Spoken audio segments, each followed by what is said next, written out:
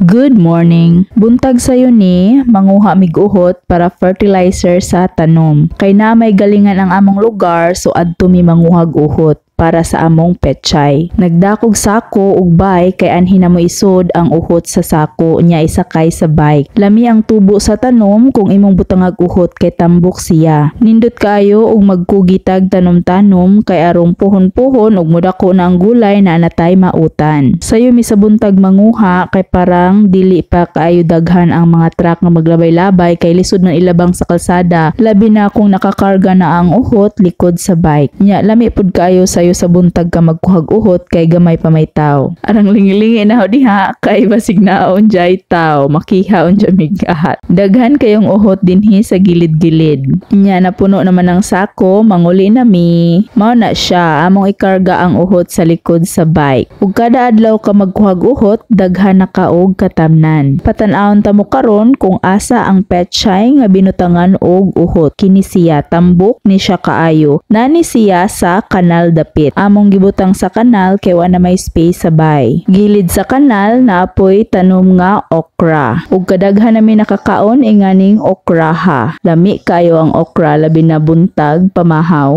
Ibaw-baw lang nimo siya sa kanon unya na itoyo perting lamian na. Nanay sudan pamahaw. Pero kung daghan pugang tanom nga okra mapuang pugag hurot di nimo maapas kay mabuong na ang pugag adlaw-adlawon nimo okra. Yun lang, paki-follow lang ga.